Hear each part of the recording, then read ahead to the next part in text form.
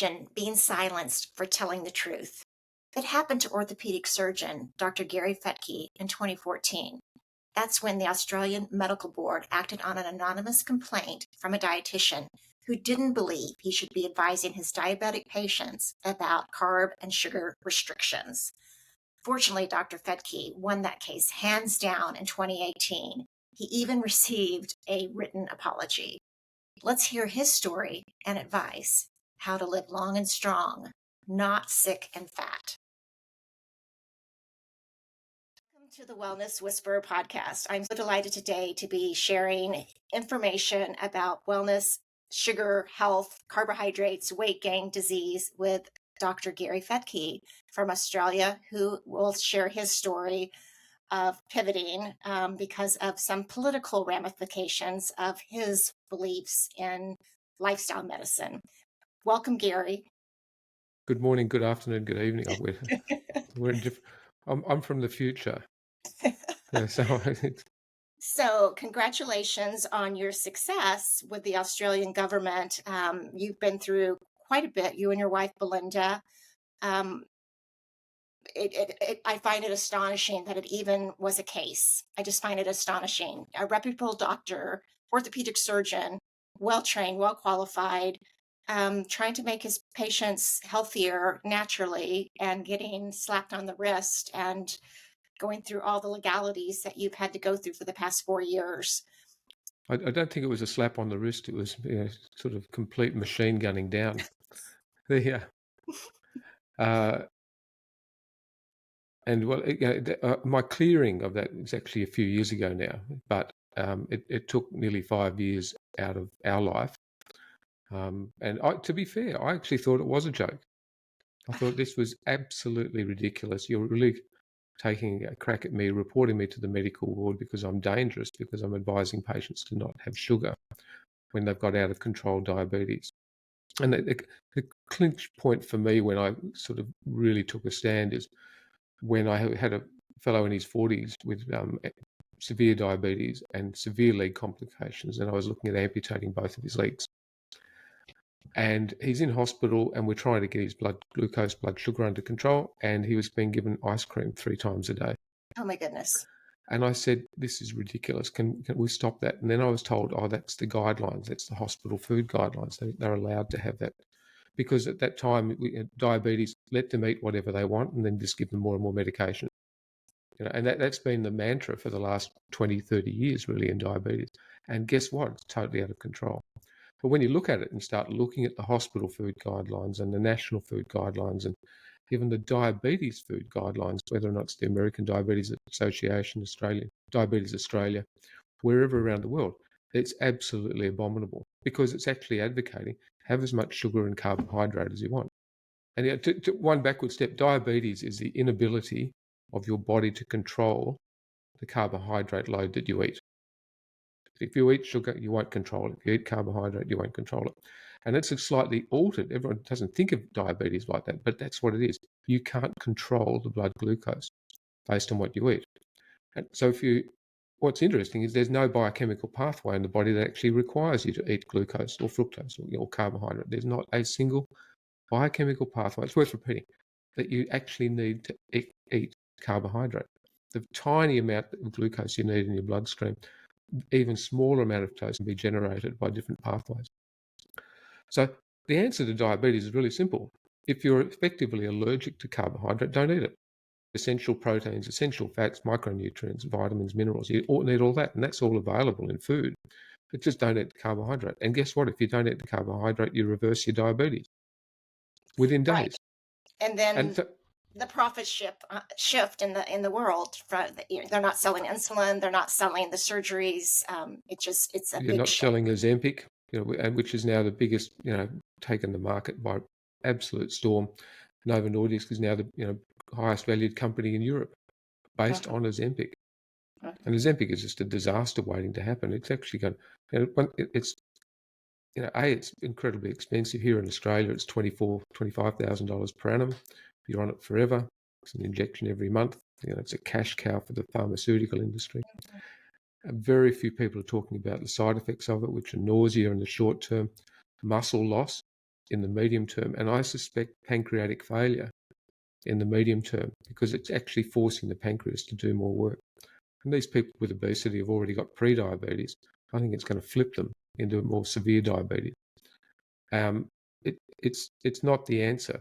Obesity, diabetes is a lifestyle-related condition. It needs a lifestyle-related answer. Everyone wants a pill or a potion or an injection or a quick answer, and there isn't one. It's diet and exercise. Well, that is the quick answer. It's not.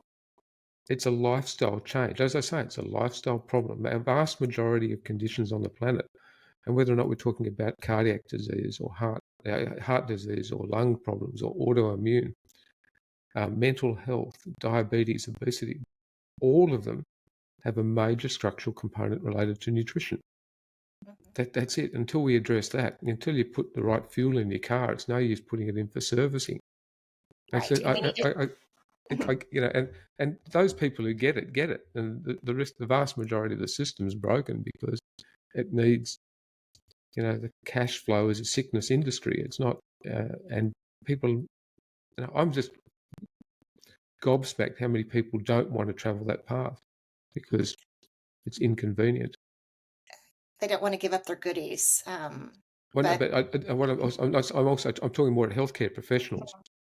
Because, if you're actually going to encourage people to make a lifestyle change, I mean, really encourage them, which involves time, it's not remunerated very well. So it's far more efficient to actually give people a tablet, continue down the path.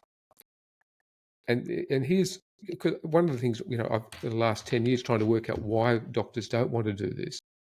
Healthcare professionals, nurses aren't advising more about lifestyle it's because we have a major problem saying sorry. So if I'm right, if we're right talking about diet and lifestyle, and particularly about low carb or keto or eating more animal-based product over plant-based, then that means that the advice we've been giving to our patients and to our children and our families means it's wrong. Right. And you ask doctors to admit that they're wrong. That's it's like water on a stone. It just doesn't mix. But as a parent, that's the very first thing you teach children. You've made a mistake. Admit that you're wrong. Learn by it, and we'll all move on. And all I've seen is the system double down upon this medicate, operate, take the pill, easy path of writing prescriptions for decades. And I think it's a sad indictment on the system, but I'm stating it. And you can see why I get into trouble, because I make people feel uncomfortable. But that's it. Because guess what? The most freeing time for me was to say I got it wrong.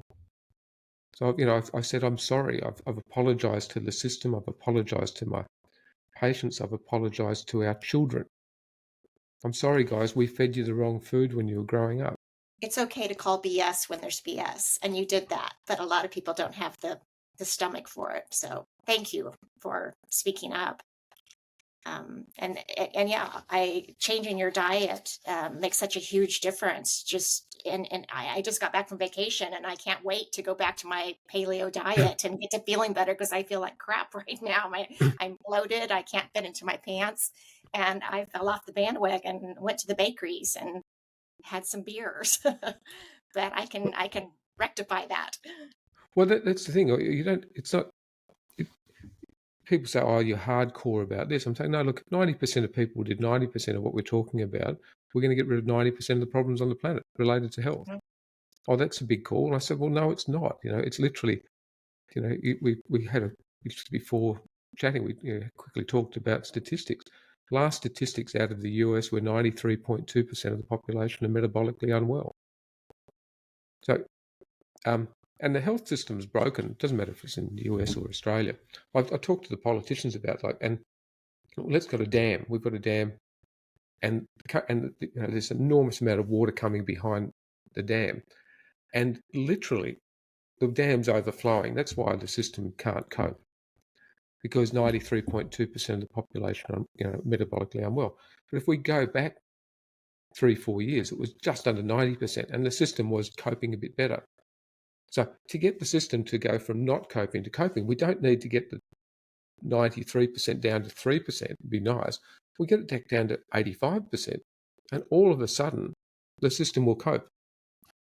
Yeah. I'm simplifying, but to actually see a change at the coalface, at the hospitals where there's bed weights and restrictions and whatever. Let's just improve the metabolic health of 5% of society. The system will probably sneak back into coping a bit better.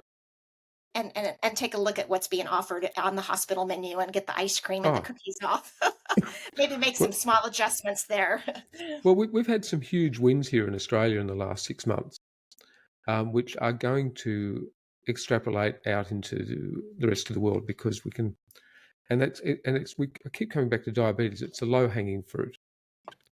And the low-hanging fruit is, if you can actually improve the quality of the food for people with diabetes, they'll get immediate blood glucose control and so on, and you can show that. So the concepts of the option of remission and reversal of your diabetes is now part of our National Diabetes Guideline, number one. Number two, the Australian Diabetes Society has adopted therapeutic carbohydrate restriction as the method, one of the methods of doing it. The other two are still drugs and bariatric surgery, but nonetheless, we've got that into the system. And Diabetes Australia, just in the last month or two, has adopted this policy. So the result of that is it has to now come into the hospital food. So dietary guidelines, which are written by government, determine what food's served in hospitals, nursing homes, defence forces, schools, and what was the other group? Anyway, so essentially it's our education. So if you can actually change that with diabetes, so the flow on from that is now the doctors in Australia are now asking for these courses in low carb management, therapeutic carbohydrate restriction. The Dietitians Association here in Australia is asking for those courses, because now it's embarrassing if the dietitians of Australia and the world don't know about it. And the dietitians around the world who are talking about therapeutic carbohydrate restriction, low carb keto, the ones that have been doing it for the last 10 years have been pretty well trying to fly underneath the radar and underneath the regulators. But now they can come out. They can literally come out and start talking about it. And we had dinner the other night with our diabetes educator who used to work with us. And I constantly tell the story of Diane, because she is the only diabetes educator I know that was ever skipping down the corridor with joy for the results she was getting. So literally, that was just. She still smiles. So I know that you skip. So when women in their 50s are skipping down the corridor professionally, you're on a winner. Yeah, absolutely. Ask how many dietitians skip down the corridor with the results they get. Almost amount of glare in the background. I'm just going to twist around a bit. Sorry. Are you in good standing now with the Dietitians Association or the nutritional associations in your country, or how does that stand? I think our last no, I think is the simple answer. I'm still persona non grata. I'll never get an apology from them, but I have got an apology because I've been helping write and start all of those courses. Mm-hmm. I've had a sort of a mentoring role in all of those courses, and whether or not it's not a win lose. It's not. I'll never get an apology from the groups that decided to take me down, but I know in my heart, my family knows, and those people around us know that and hundreds of thousands of people that appreciate what you did know. Let's talk about it. You have a following, I think, of 100,000 on Twitter, and a website called isupportgary.com for everyone that stood by you during this 5 years of challenge. That was Belinda's website, where she explored not just supporting me, but Belinda's the world leader in understanding the vested interests that are blocking the message. So and whoever's speaking out again, if what I'm talking about is biochemistry and it's simple science and it's the basics, and if you're blocking that message, we like to know why you're blocking it. It might be because you've got a philosophical opinion, you might have a paid opinion, you might have an educational opinion. And Belinda is the world expert on nutting out those people. And when you actually find, it's good health, good food, not surprisingly, there's not a lot of profit margin in there for food industry, pharmaceutical industry. And her work has uncovered, and I know it's confrontational again to people, is the central role of the Seventh-day Adventist Church in actually promoting our food guidelines. So when you and again, Belinda used to be a Sunday school teacher. She's a good person. She's much nicer than me. But her work, she just said, like, you got myself, other colleagues around the world, and we talked about Sean Baker, Ken Berry in the US, and Tim Noakes in South Africa, Annika Dahlqvist in Sweden. We're getting hammered by our regulators about talking about good food and preventative health. So she said, actually, why is, this has got nothing to do with science. She said, I'm going to work it out. So as it turned out, the expert witness used against me was working for a company called Sanitarium, which is a breakfast cereal industry company here in Australia. And we tracked all that documentation down for that I was in fact being targeted by the breakfast cereal industry. And that included Kellogg's, Sanitarium, Nestle, Freedom Foods, Food and Grocery Council here in Australia. And when you go back in history, our dietary guidelines started in October 23, 1917 in the US with the formation of the American Dietetics Association. And at that meeting, the woman who essentially got that started was Lena Cooper, who has been working with John Harvey Kellogg and co. And the role of veganism and to avoid plant-based and to avoid animal-based foods is there in those original guidelines in the 1920s. And you go to their textbooks. So you effectively had this breakfast cereal industry with a Seventh-day Adventist vegan agenda, which has started the dietary guidelines and write the textbooks for the next 40 years for the American Dietetics Association. Leonard Cooper was the person who started it for the Defense Forces, first dietitian appointed to the US Defense. Those textbooks became the textbooks for the world. And so our dietary guidelines, when you look at them over the last 100 years, have gradually shown more and more, less and less animal-based foods. And think about the food pyramid. It's more, it's grain and vegetable-based at the bottom.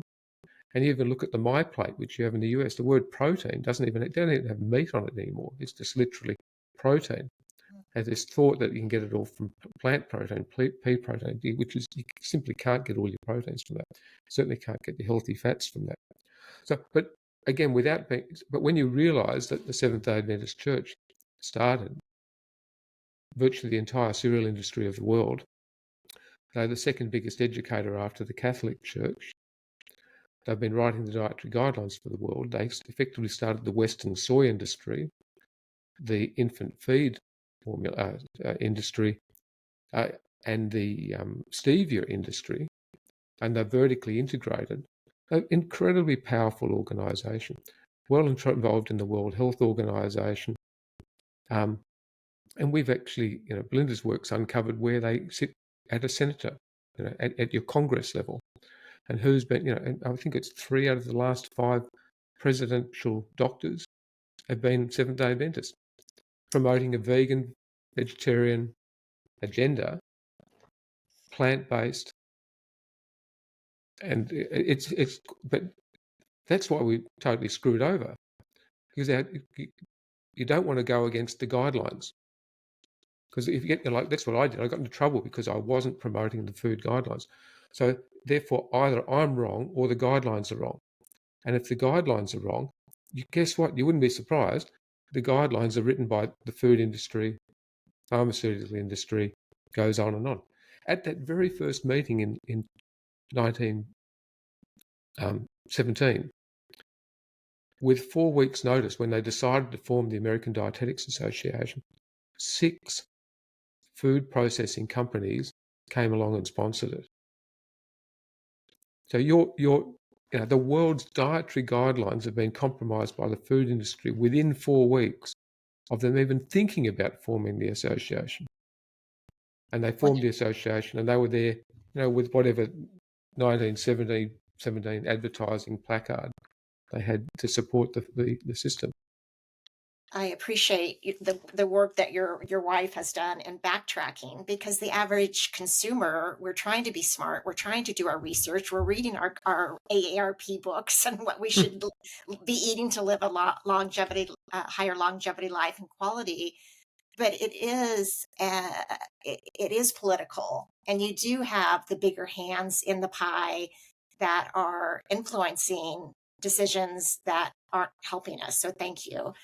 So it's generational education, because you believe your parents, you believe your teachers, you believe their teachers believe their teachers. And so you've actually just got to keep backtracking in history. When did this nonsense start? And it's there. It's in black and white. You can actually find it. There it is, October 23, 1917. Boom, there's the date. Mm-hmm. But again, those Kellogg's beliefs actually came back to temperance movement beliefs in the mid 1800s. So again, but it's all in history when you go looking for it with your eyes open. Because if you read the textbooks now, it doesn't tell you all of that stuff. Right. So the word of wisdom here on the Wellness Whisperer is be very cautious of who you're getting your information from and who is influencing that person and the person that's influencing that person, because it's big pharma, big food, big government, and only you and your personal physician can know what's best for you. And hopefully you're working with a personal physician that is holistic and informed and there to help you truly, not just to book a surgery or sell an Ozempic subscription or prescription. So it's incredible. So would you explain, it happened to you, it happened here in the United States to Dr. Sean Baker, who's also an orthopedic surgeon, and you advised him and got him over the hump and his license back, correct? Well, I think Sean got himself over the hump. I acted as a mentoring Advisor. role, and because essentially when you're getting caught up in the system, you feel guilty until you realise, hang on.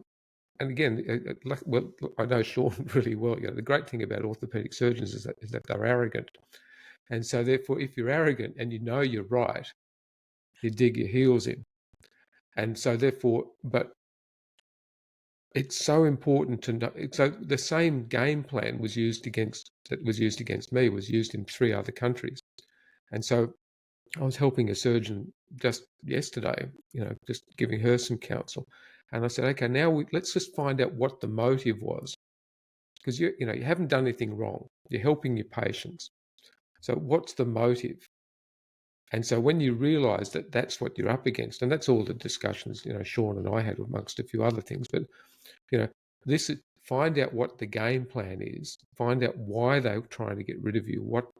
And Sean's problem was that he was becoming too efficient. He wasn't doing enough surgery, because you've got a different incentivization program in the US than the hospitals. You've got to get through your throughput in your operations. We're structurally different here in Australia. But effectively, Sean was doing less operating because his patients were getting better without him operating. Right. They were losing weight. Their knees no longer hurt and buckled. They didn't need the surgery, and he didn't do the surgery, and that didn't make administrators happy. Well, osteoarthritis in the knee is a really interesting one. You can, I saw 8 patients in a week which lost their pain to the point they didn't need surgery with bare bone arthritis in the knee, and they hadn't lost weight. So I know it's true because I put it on Twitter. So but it was, X, Twitter at the time. But when you go into the biochemistry, and there's a talk of mine called Carbohydrate, the Dose is the Poison. That was my COVID talk that I thought I'd do some research on. And when you find it, that carbohydrate produces insulin by the body, and insulin provokes the inflammation in the knee. So these people, by literally just stopping their sugar and carbohydrate intake or dramatically reducing it, lost their arthritic pain. Mm. Their x-rays didn't get better, and they lost their pain before they lost weight.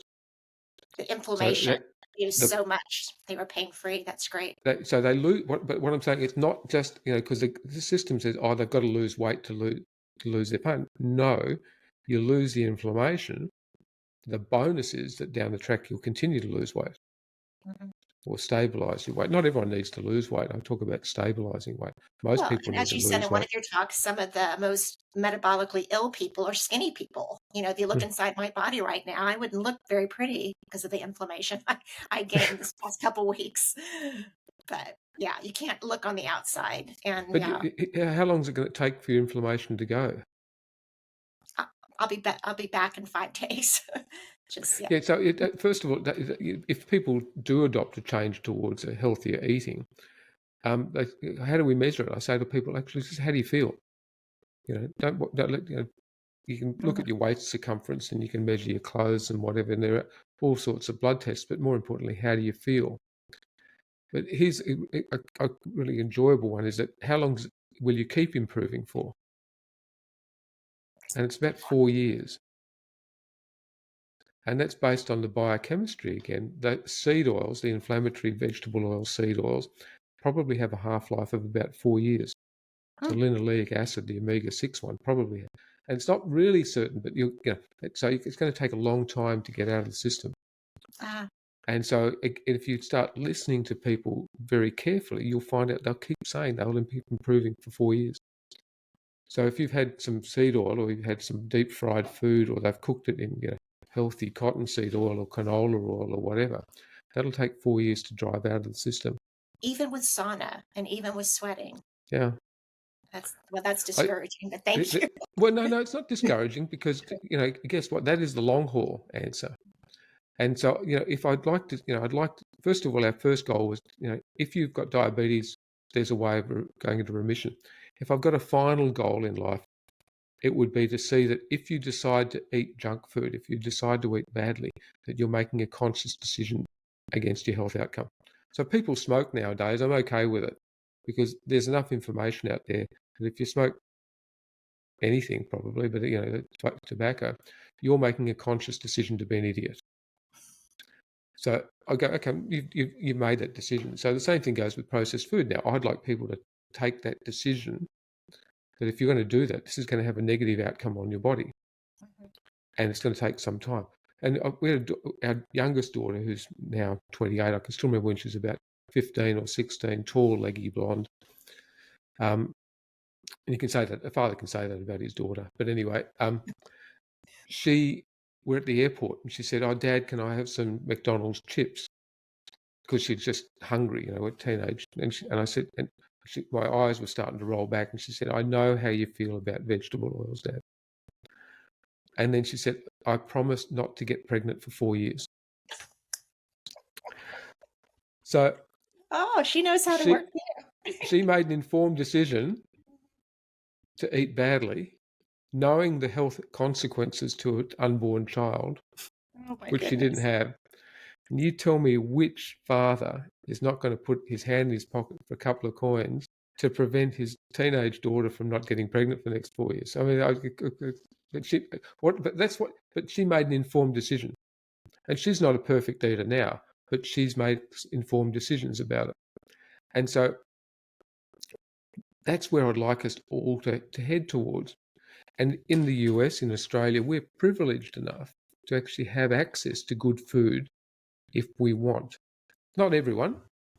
And so therefore, way. Yeah, it used to be very limited. Now we have lots of great choices. More than ever. If you're privileged enough to have that access, then it's an abuse not to do it. Exactly. And that's at a society level. Because vast majority of people on the planet don't have access to A, this information, B, have access to that food because of their situation, economics, or food availability. But most people listening to this podcast are going to have that. They're tuned in and the information's out there. I mean, your YouTube channel is rich. I've been watching it for the past week. Very rich with information of our evolution and our decline and hopefully our re-evolution. Is there anything that you would like to share where your future is? Are you going to be doing more talking now, or on I, the speakers tour? our role is very much mentoring. Um, the great thing now is that myself and others, ourselves and others, have broken the back of this, and we've now got some philanthropic funding coming our way, which is not. And what's great is that they came to me and I said, "Look, actually, I don't want it, but these groups do." And so, as I've said to them, we've got a wedge into the system now. We just need a hammer. And like everyone, we've been up against literally multi-billion-dollar industries who have wanted, and we're not being paranoid about it. This is just a simple fact, and we've actually got the minutes from their meetings saying the concepts of low carb, keto, paleo are affecting their bottom line, affecting profits, and these people are to be targeted. Now, part of me is very proud to be on that list of 8 people, and the other part of me is terrified. So the system's broken. Here in Australia, you can buy low carb beer. So you can buy. I'm not saying go and drink beer, but I'm sort of saying the public are aware of this, Mhm. and so now our role is to have chats like this with you, so that you can go put out that message to a whole lot of other people. As I say, still mentoring a lot of people in this space, and that actually chews up a fair amount of our time. And we're grandparents now, so Oh, congrats. and Congrats. so Well, we will wrap this up, and I'll say if you want to learn more about Dr. Fettke's work, you can go to isupportgary.com. He is on Twitter. His handle is Fruit Coast No is your mhm, handle on Twitter, or X. yes, And you also have a website. Tell me if this is still current, nofructose.com. it's current, but it's absolutely out. Needs a whole lot of work and update, but because we've been caught up doing everything else. Yeah. Um, here's we'd like it all summarized in one sentence. So I've been, again, arrogant. I've written the dietary guidelines for the world in one sentence. And if everyone just took that, then that's my message now. My message used to be, sugar makes you hungry, carbs make you fat, polyunsaturated oils make you sick and inflamed. That's one mantra. And I'm very, I'll be, again, I think I'm the first person in the world to describe that 10 years ago. That combination, which is now mainstream, but I can tell you at that time it was quite new. But here's the take-home message. Now, eat fresh, local, seasonal, whole food based on your culture and environment, avoiding added sugar and processed food. I like There it the is. Love it. That's a mantra. That put it on the And, side of every bus in America and UK. but what I have described there is low carb, ketogenic diet, lifestyle. Mhm. Because when you take it apart line by line, or word by word, it is eat fresh, local, seasonal, whole food based on your culture and environment, avoiding added sugar and processed food.